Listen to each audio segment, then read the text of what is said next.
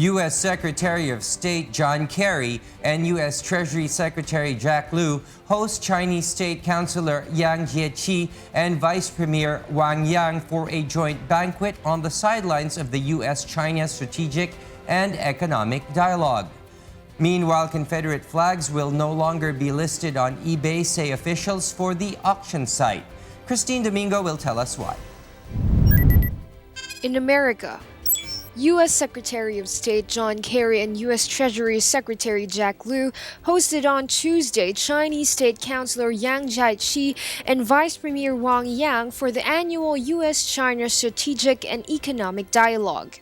The Washington meetings come at a time of waning trust and widening differences between the United States and China, even though they maintain robust economic ties that last year were worth $590 billion in two-way trade.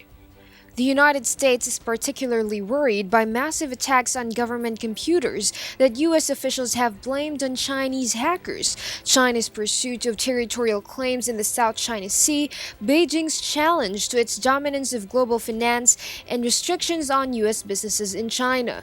More than 400 Chinese officials are in Washington for the talks, which involve 8 U.S. cabinet secretaries. The two sides will try to ease tensions by stressing areas of cooperation, including climate change, shared concerns about Iran and North Korea's nuclear programs, the fight against Islamist militancy, and support for global development. Despite considerable tension over some issues, China is hoping for a smooth set of meetings to prepare for a visit to Washington by President Xi Jinping in September. Meanwhile, online auction site eBay Incorporated said on Tuesday that it will ban Confederate flags and related items containing the flag's image from its website as it had become a contemporary symbol of divisiveness and racism.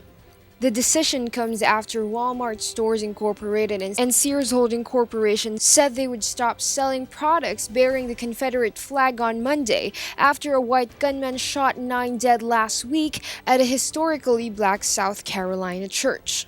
Jonah Hoff, spokeswoman for eBay, said the company will take immediate action to block new listings and begin notifying sellers who have current listings of Confederate flags or related merchandise that may be impacted by the decision.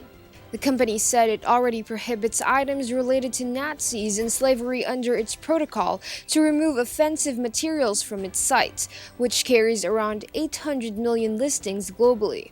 South Carolina lawmakers plan to introduce a resolution to begin a debate on removing the Confederate flag from the State House grounds following the killings of the churchgoers.